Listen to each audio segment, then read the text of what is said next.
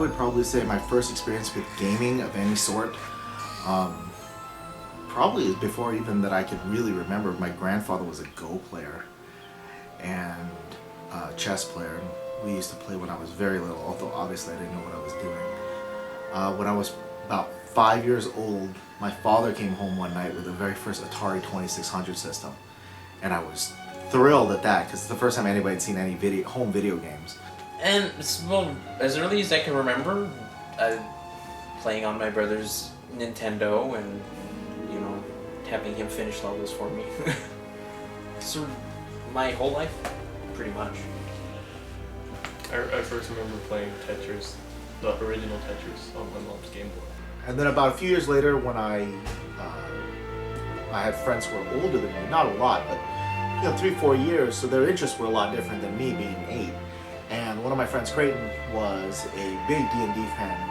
He introduced me to my first, what they called Red Box. When Dungeons & Dragons originally came out, the basic version, it was a big red box that you would buy, and it had all the materials. So everything was contained in that one box. And he was already also into the advanced Dungeons & Dragons system, which the only really difference is that the basic one concentrates more on learning how to play a character. The advanced one allows you to flesh out that character a lot more. It adds more skills. It allows you to customize your character a lot more. Hi, I'm Chris Perkins, and I'm the creative manager for Dungeons & Dragons. As you might already know, D&D is a game you play with the aid of some dice, some miniatures, and books. But what really makes D&D special is that it's a game you play together with your friends. It's shared storytelling with lots of social interaction, both in the game and around the table. You and your friends play heroes, exploring a medieval fantasy world. Your goals are to complete quests, explore ancient ruins and dungeons, fight monsters, find treasure, and become more powerful. You are the most recent addition to this party, besides Avery. Most recent, right? Yes, sir. So you are completely brand new to this whole tabletopping experience? Yes, sir. So you'd say you first started gaming, 4 months ago? Something like that? In regard to Dungeons and Dragons? Yeah, September. What piqued your interest? That's a good question. A chance to hang out with friends more, I guess. A game we all can play, and it's more cooperative rather than, I don't know, the slew of competitive games that are coming out now. Actually, I'd been interested for a number of years. First thing that really interested me about Dungeons & Dragons was a book, I guess, which was the 2nd edition player's manual. That was at the Princeville Library once it opened up. I would go and I'd rent it over and over again, renew it. When I ran it expired, I'd let it go and then rent it again the next week. Just pouring through all of the different monsters in the bestiary and all the rules and the different characters that you can create, and the items that you can customize and everything like that. It was immersive. I first started gaming right after high school, really, first year of college, so when I was about 18. Well, I've always been really into role-playing games, and when I went to college there were other people who played Dungeons & Dragons, and Danielle Fisher invited me to play a game because she's a dungeon master, so I thought that'd be a good idea. The fantasy aspect definitely caught my attention because, well, I write. And it's very inspiring, I think. And the worlds that are already created in the books for you to read give me a lot of ideas, along with the monsters. And, well, the world that we play in itself is beautiful. I could imagine it and see it. It's a very beautiful thing. Probably Ralph Guest's amazing talent at being so theatrical when he shows his character his great bardic tales, taking on a god. Very good. And so you were amused by what Ralph had I was done? amused what Ralph showed me. Well, it seemed like it was something that my friends were doing at the time, and there was kind of a social draw to it. It seemed like something that was expected of me as someone who could be classified as somewhat nerdy. A typical D&D game has one dungeon master and several players. each of whom plays a hero in a group of adventurers. If you're a player, you get to build your own hero, your character. How you fit into the adventuring party is very important. When you're making a character, it helps to think about the party composition and what roles need to be filled. A classic D&D adventuring party, wizard, fighter, cleric, and rogue, has all the roles covered, but you and your friends can choose whatever classes you like to fill out your party roster. That's the beauty of this game. You see, everybody plays it different. Every group plays it differently. You know, depending on the group of people involved, it's a totally different game. Some are more combat-oriented, you know, more precise, like how do you call it? I don't know, strategic, right? Some are more strategically oriented. Others are more role-playing oriented. I have to say both, with a preference toward combat. Definitely more of I'm the not good with words. definitely more of the kick down the door kind of guy. Yeah, or sneak through the vent. My favorite part about Dungeons & Dragons is the freedom it gives me and the ability to roleplay with characters outside of our player group, like non-playable characters, and just the sense of adventure that you can't get in real life. Oh, I don't know. I love nearly everything except for cleaning out your inventory. That's freaking annoying because it takes forever. I love fighting. I love role playing. I love everything about it. The other thing that I have always really enjoyed about role-playing games is the fact that it's not so much all about yourself. It's a group game. You cannot play Dungeons and Dragons by yourself. I mean, you can play it at least with 2 people, but that's really no fun at all. You know, the fun of Dungeons and Dragons comes when there's a dungeon master who's worked really hard and developed a really nice dungeon, really great adventure with puzzles and enemies, and you're sitting there with 5 or 6 of your good friends, and you're having a good time, you're laughing, you're just enjoying each other's company. In today's world of utter detachment due to electronics, you know, I mean, the truth of it is, you can have one of your best friends in the world that you never see, ever. They might live on the same island as you, and you never see them, because, well, I can email them, I can text them, I can Skype them, I can do this, I can do that, but you never really hang out with them. Dungeons and Dragons is just one way that people can hang out with their friends, you know, and it gives you something cohesive to do. I think that those 2 things, really, the camaraderie of friends and the ability to live vicariously through your character, are the 2 things that really not only grab people as far as wanting to play the game, it's what keeps them playing the game year after year. I also like that it's active. It's not passive. You know, you're not sitting down and staring at each other. You're talking, you're moving, you're thinking, you're working. And that's a very appealing aspect of it, that it's a little more engaging. The only stereotype that I can really think of that comes with being a D&D player is being a gamer in general, which I've kind of always been, so it's not a biggie. Actually, yeah, people are really surprised, especially boys for some reason. I don't understand why. It's like, oh, you're a girl and you play D&D?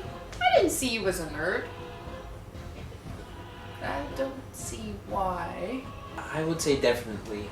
Every time I've brought up the subject with my family, some of my other friends, it seemed like they give me this strange look.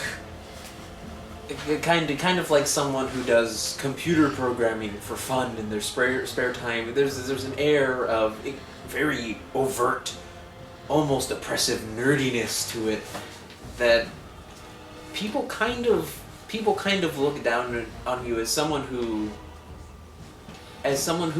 engages entirely in imaginary and frivolous activities. Definitely. It does. Yeah.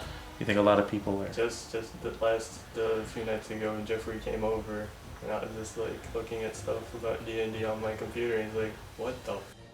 Sometimes they're very non-understanding. I mean, yeah, obviously, if you whatever you do in life, there's some sort of stereotype that goes along with it. I mean, if you're a gamer, yeah, there's that stereotype of it being, you know, the nerdy, geeky thing. If you're a jock and you're good at it, you know, there's that stereotype that people don't expect you to be intelligent. They expect you to take, you know, basket weaving 101 all 4 years of college, and that's all you can do. If you're, you know, there's a lot of things. You know, there's that stereotype that if you're a guy into theater, you must be gay. You know, is that true? You know, like any stereotypes, yeah, you can find people who fit the stereotype, and that same token, you can find people that don't fit the stereotype. You know, I get some, you know, laughs and pokes in the rib from my friends and stuff like that. The people that I don't really know don't know about it, and I don't care to let them know.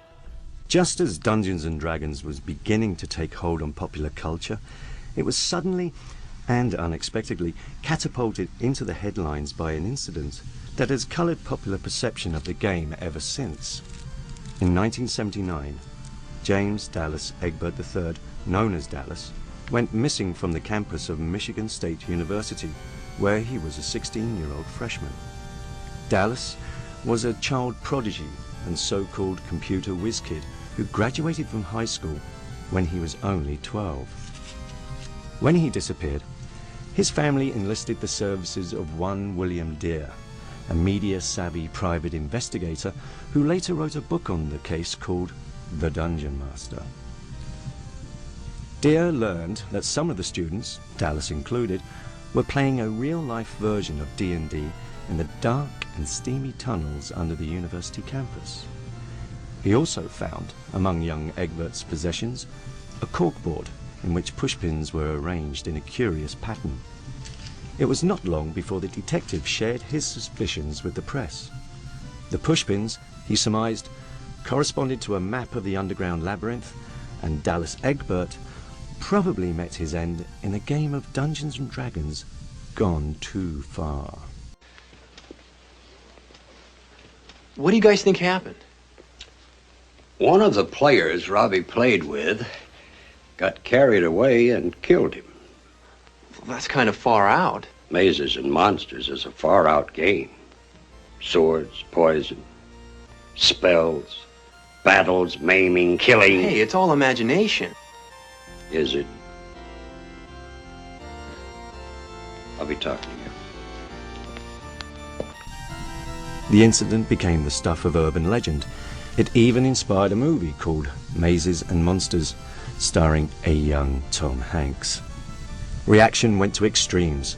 Concerned parents worried that D&D might not be just a game, but some kind of cult. And fundamentalist Christians were convinced that it was nothing but a tool for recruiting converts to devil worship. Oh yeah. A good point to recall in this is that I've seen the people interviewed, and all those people are, you know, in their early 20s. I'm 34, so I started playing this game in a very different time in the game's history. You know, talking earlier about stereotypes, you know, nowadays the automatic stereotype of a Dungeons & Dragons player would probably be the nerdy, geeky guy.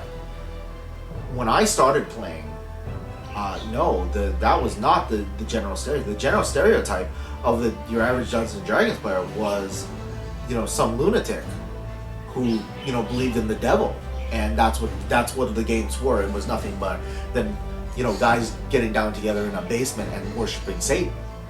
Now, not everybody obviously thought that. If everybody thought that, the game wouldn't have survived for 20 plus years.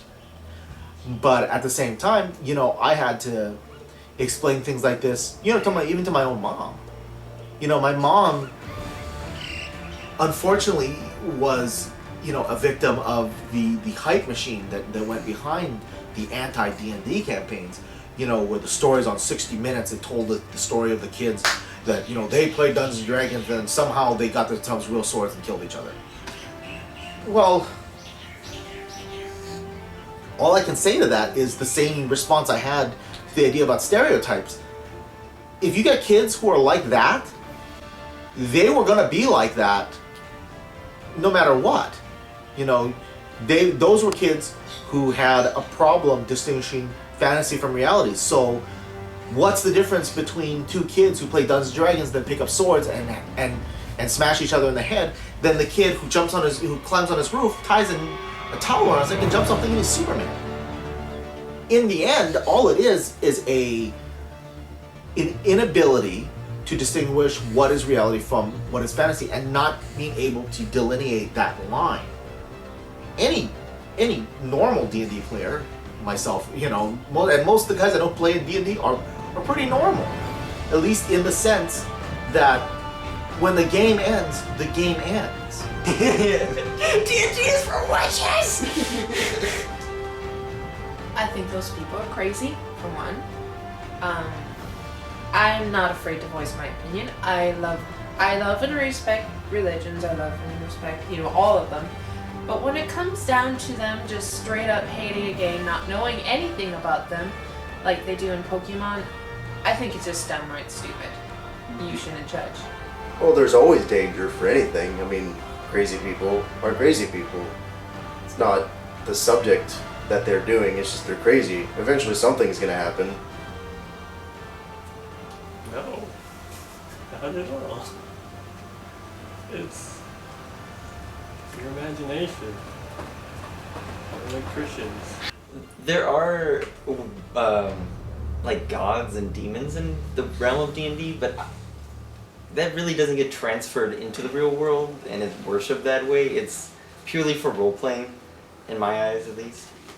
No, I think it's pretty laughable. I mean, look at the stories from the Bible and everything like that. You know, the entire book of Revelations, a lot of the stories surrounding, Exodus and the original 5 books, or, pretty much every major canonical scripture that has involved the battle of good and evil to some extent from any religion. Are any of these evil or Satanistic because they have devil figures or anything like that? I mean, if you look at the tremendous amount of Renaissance art that has revolved around the idea of Satan or a devil or damnation, Dante Alighieri, a lot of the mythical works revolving around Hades from earlier mythology, there's a large focus on this kind of conflict between good and evil from all religions and all cultures and ideas about living. And why is the entirely fantastic or fantasy depiction found in Dungeons and Dragons or Lord of the Rings or any number of fantasy depictions any different? It's a story to some people. Some people regard it literally, but I don't think Dungeons and Dragons is anything really to be taken literally. That is the same argument that 20 years later was used to blame people like Marilyn Manson for the Columbine shootings. They listened to heavy metal music and therefore they turned around and they started shooting all their classmates. Well, no. There's no way.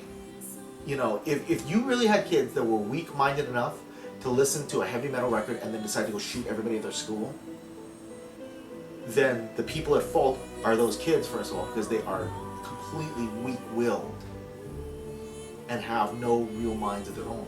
The other people to blame is their parents, because how the hell did kids like that amass an arsenal in their house, walk around in black overcoats and clothes all day long, and the parents never listened to that? They didn't notice that.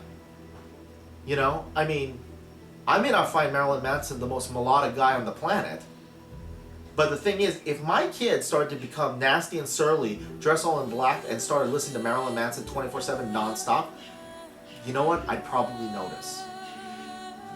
And I would take an interest in seeing what I could do to find out where my kid was coming from, how he was feeling, and if there was a problem, how could I help to fix it? Too many of these parents who say that about Marilyn Manson and said that same thing about Judas Priest in the 80s and said the same thing about Dungeons and Dragons in the early 80s, it's all the same thing. You're mad because you didn't pay attention to your kid enough, and now that there's a problem, rather than take the responsibility on yourself, you feel like I gotta find someone to blame? I would have to say no more than reading any kind of high fantasy material could bring those kinds of things into somebody's life. It's one thing to have an element in a game, in a pretend world, in a fantasy setting, but a completely another thing to bring those kind of things, those beliefs, those feelings into your real life. And it's important for people to understand that those things are separate. I also think that it's not just what people don't believe, but what they don't understand. How many of these people that claim that Dungeons and Dragons is Satan's game or anything like that, how many of them do you think have actually sat in on a session?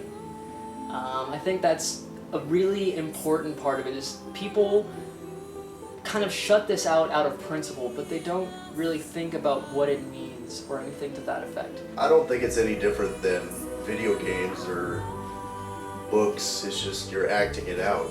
I don't think that you really need to believe in the stuff you do. It's just pretend, basically. It's imagination. You don't have to believe in it. That's what imagination is. You're making it up. No, I think it's,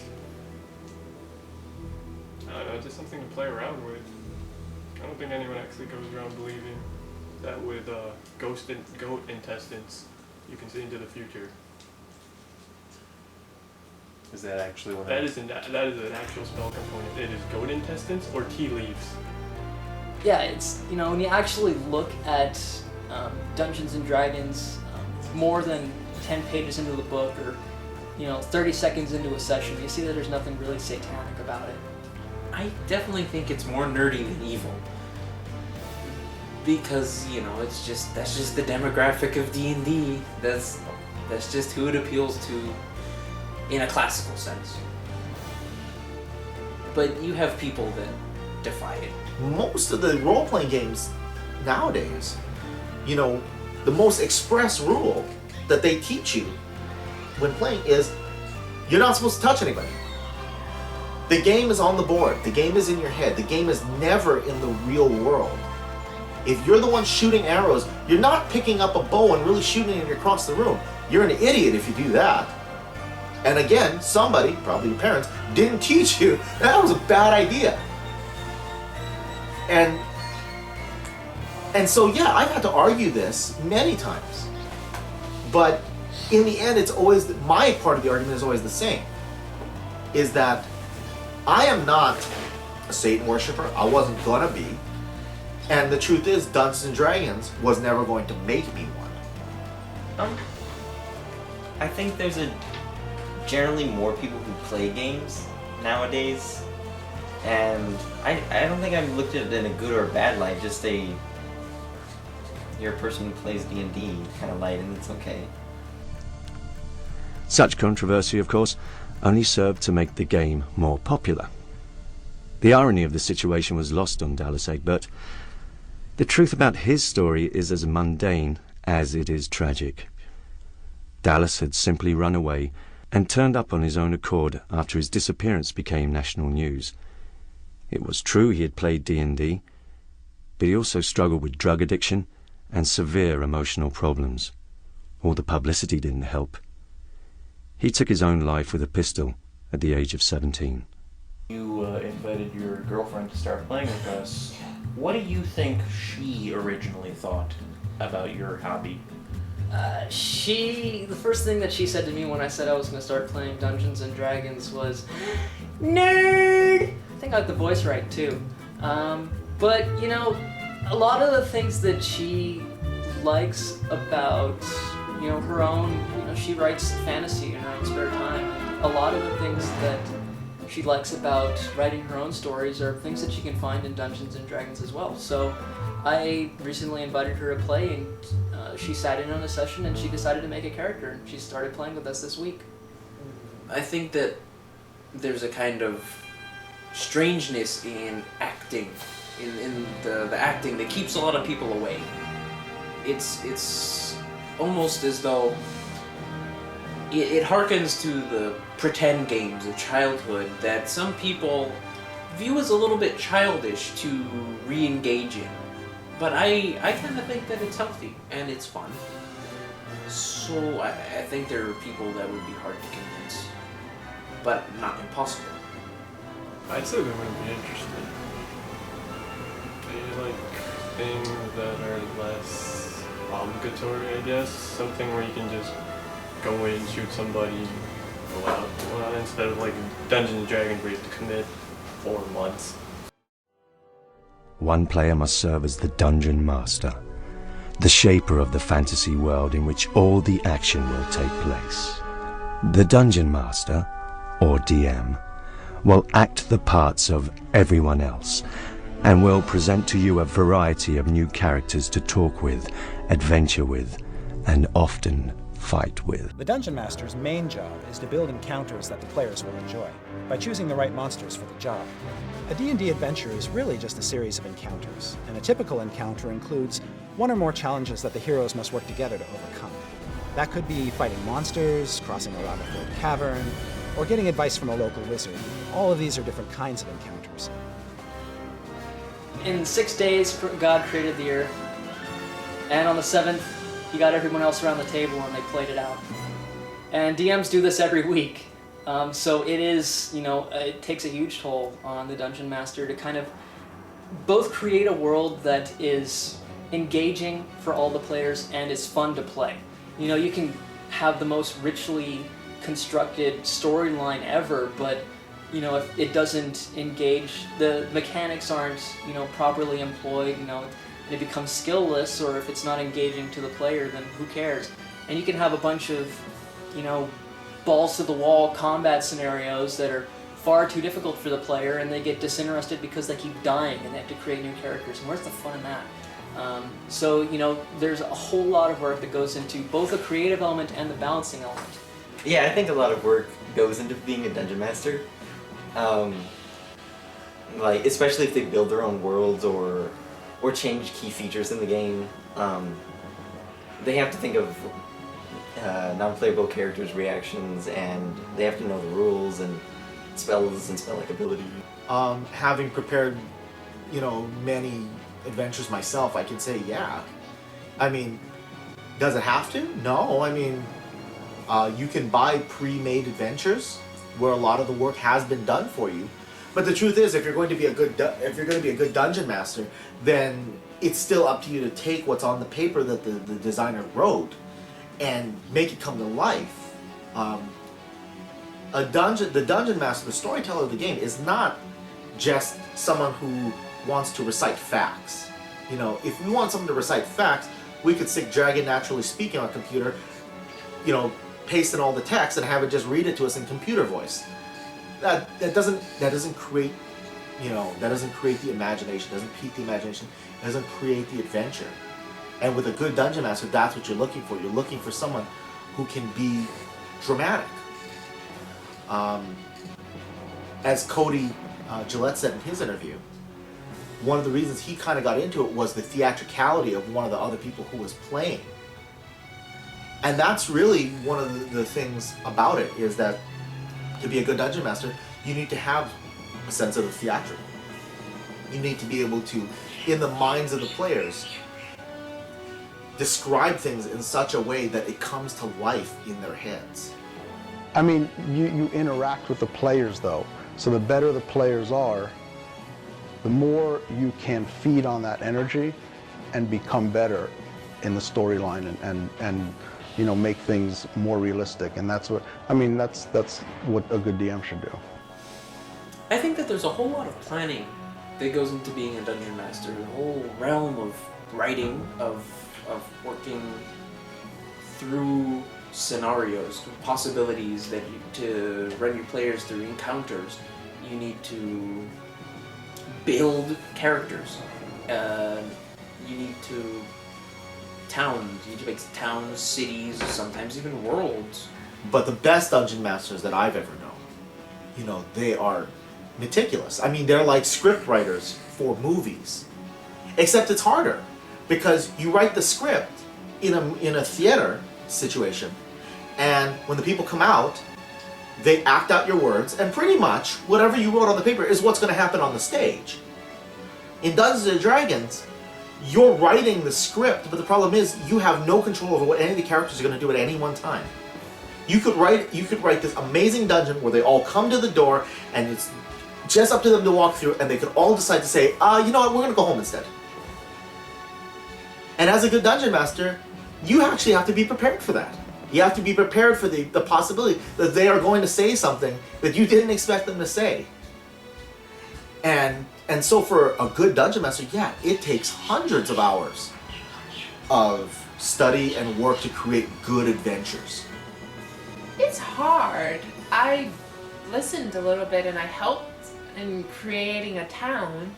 And creating a town full of 100 people, over 100 people, different personalities, how they look like, their houses, where they live, the map, the terrains, it isn't an easy thing to do. It's stressful sometimes, and just to do that with an entire world and an entire storyline, like that's pretty intense. For every bit of, knowledge and interest in that a player it takes to be a player, it takes easily 10 to 20 times more to be a good dungeon master. Because I do know great players who are terrible dungeon masters. Just because they don't have necessarily the patience to think beyond their character. From watching my DM, I think there's way more than I could ever put into it. So you don't think you'd ever want to do that? No. Do you think you prefer a player's standpoint more than a creator's standpoint? Yes, because I am very, very lazy, and I don't wish to put that much effort into an intricate world. A lot. Just not even considering the game itself, finding a place to stay. Like, if the host has to use their own house, then we gotta use their facilities, like food, water, bathroom, stuff like that. And the actual game itself, that could take days to prepare. To me, the DM or the GM, whatever you want to call him, his job is to get to you, is to make you want to do something. And you can go off your own, and that was the one thing they liked about my game. They could go off in a totally different direction, but I always steered them back to where I wanted them. I'd probably say Dungeons and Dragons, approached properly, as we talked about, approached properly, has the ability to make you probably a lot smarter, because it makes you think. I mean, let's face it. In today's world, one of the biggest problems is that kids are not developing the ability to think. Playing a game like this, where you have to consider consequence, reaction, action, all these things like that, that causes you to think. You have to think about, if I walk through this door, what could happen? By starting to calculate all these possibilities, you're just exercising your brain, And if you get into dungeon mastering, it's so very meticulous to be good at it that you have no choice but to develop your brain. I mean, in a direct sense, no, Dungeons & Dragons doesn't do that at all, because first of all, nobody's going to play 10 years of Dungeons & Dragons and then become a swashbuckling adventurer. That doesn't happen. I get many fan letters saying how it's taught them, many things, improve, just the reading, to interpersonal, communications. It's encouraged people to get into all sorts of, higher learning. And the main thing is, though, is wow, what great times I had. I'll never forget them. The one thing that I would wish that the kids could maybe learn from a game like this is the ability to think for themselves. Too much of our educational system right now is based on basically shove it in your head, puke it out on a test, and if you can, the more you remember, the better. But the fact is that, you get kids who pass 4 years of high school English and still can't formulate a complete sentence when they're talking. You know, we all knew kids like that in school. I did, you did, anybody watching this video, you know you did.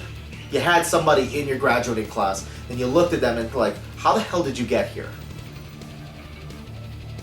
And the thing is, with so many, even especially little kids now, so many little kids don't have the ability to make leaps of logic.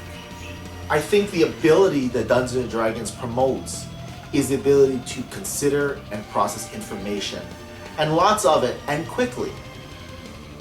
And that alone is a skill that is applicable to any field, really. I mean, the ability to be thoughtful, the ability to be able to make reasoned judgments, the ability to, you know, think 3 moves ahead, basically. All these things are skills that no matter what you get into, skills like that, the ability to do those things, are immensely valuable. And you cannot discount the fact that Dungeons and Dragons, again, played properly, you know, and played with the right, you know, approach, will develop these things. Pros to playing on a tabletop game rather than a video game would definitely be way more freedom, more NPC dialogue, a lot more options in general. In some cases, a better story, a more detailed world. It could vary really, but I definitely say options and freedom is the main one. I think it's kind of diminished the tabletop gaming a little bit, but I think there will always be a type of person or a group of people that will like the freedom that tabletop gaming gives, like Dungeons and Dragons. I think there's a limit to how much, plus it's cheaper. There's a lot of poor people out there that would probably want Dungeons and Dragons a little more than paying $60 for a video game, and then it all depends on your imagination. We live in a pretty lazy world, so I think the people don't want to make up their own decisions in worlds, so they just play kind of a linear game. And I think people with a lot of imagination, there will always be a lot of people with a lot of imagination. They will always come together and play a game like this. It's been entirely people that I've knew already, but I think that I've grown closer to them as a result. So I wouldn't say that it's so much a friendship maker as a friendship strengthener. The gaming crew I stayed with for the longest, actually, I met because of that. I was hanging out in a gaming shop in Honolulu, and I was looking over some new Dungeons and Dragons books that had just been released for the 2nd edition. And this guy, you know, he came over and we started talking about the new rules that were in the book, and you know, we introduced ourselves, and I found out he was playing. He was already playing, but they were looking to start a new group, and he asked, you know, where did I live, and I found out he lived rather close to where my grandparents lived, and so I agreed to join their group.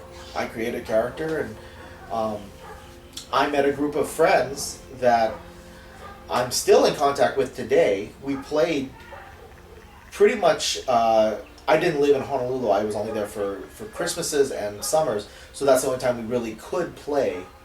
But man, we fit a lot of it in, and we played the same group consistently for over 5 years. And I didn't know any of those guys walking in. You know, half of me was worried that I was agreeing to go to somebody's house that I'd never met outside of this one gaming shop. But to this day, those guys are still my friends. You know, we don't see each other maybe as much as we did back then. We don't talk as much.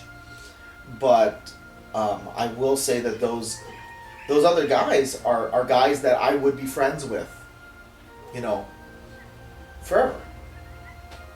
You know, and that's one of the values of doing this as a group with real people. You spend so much time together that either you're going to end up killing each other or you're going to be lifelong friends. It's one of the two, you know.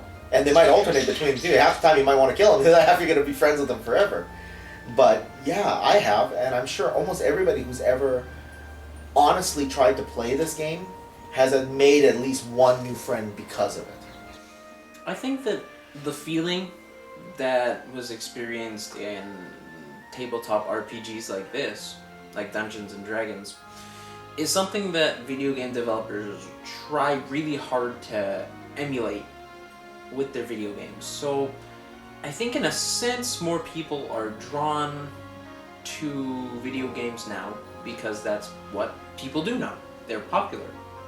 And I don't think they're ever not going to be popular.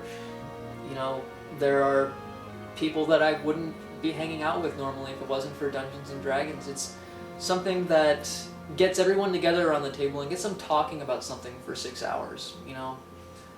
And whether it's, you know, a common goal or when somebody's going to get stabbed in the back, you know, it's something that's interesting to everybody. I think it's kind of good because, damn, we could all stare at a TV and have someone else tell us stories, but to be able to create our own stories and make our own choices, I mean, that's a great thing. I don't think that should ever get outdated. Unless, you know, the generations after us lose all imagination and their brains become pudding, then, well, that's kind of a shame. I think if that ever happens. Yeah, for the most part, but so far I've only been able to play the cleric, so sometimes I don't even get to fight or draw my weapon. So I'm about to do something cool, but someone takes damage and I gotta go apply band-aids. Anybody who plays the game for a long period of time is going to be influenced somewhat. I think if Dungeons and Dragons helped me or helped shape who I am in any way, it really was about when I was a little kid, I was pretty flighty. I daydream all the time. Dungeons and Dragons kind of helped give me a focus for that, you know, wild imagination. It helped me so that when I needed to concentrate on things that weren't, you know, flighty and imaginative like my schoolwork, it helped me because if I could play, then I could somehow get some of that out of my system, and then I could concentrate on better my schoolwork. So yeah, no, I'm a firm believer that anybody who plays this game for a long period of time is going to be influenced somewhat by it. And like I said in some of the other questions, yeah, sometimes it's going to be not for the best, you know, but again, that's usually on the people who, you know, turn it into a negative. You know, anybody who approaches it with a positive attitude and understands its place in your life is going to benefit from it. It'll sharpen your mind, improve your social skills. And for those people like me who had just uncontrollable imaginations and couldn't focus, you know, how many kids we say have ADD? You know, I think I was definitely an ADD kid before there was ever an ADD diagnosis, for sure. But playing games like this really helped me to channel that focus, channel that energy into a focused thing, and then I was fine after. I want to thank you again for 15 years of the best times I've ever had. Thank you very much. This is exactly what we were talking about. Did you just hear that? Yes, I did. 15 years of good fun. Yeah, I've been playing since 4th grade. It's a long time. So I just want to say thank you. You're welcome. All of this is just the start of what you and your friends can bring to the table when you get together to roll some dice and have fun. Well, I'd have to roll a diplomacy check for that. They need more footage from me. Yeah. Okay. Really? Nerd! I got the voice right too. I wanted to see what was down the hallway before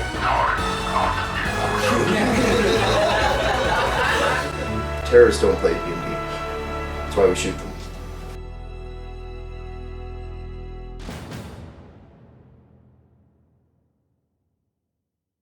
Truck?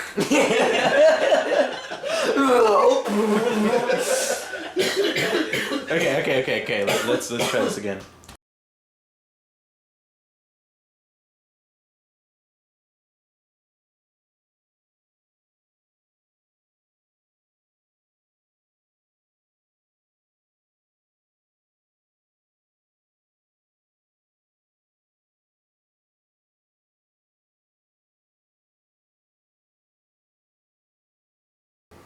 Okay.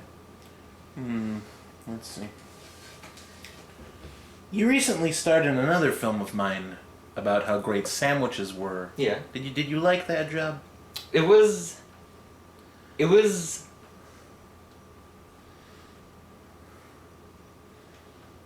something. It wasn't a very tasty job. Yes, I spend most of my time playing either video games or board games, such as tabletop games like Dungeons and Dragons or Clue. or Clue. That was a good one. Right? Just any kind of game. Every day. Every day. Every You're day. an everyday man. Every day. Do you do anything else with your life besides gaming or No. trolling? What is that? Okay. Good job. A troll never reveals that he's a troll. This golf ball really hurts my foot. I think a ton of work goes into being a dungeon master. My God.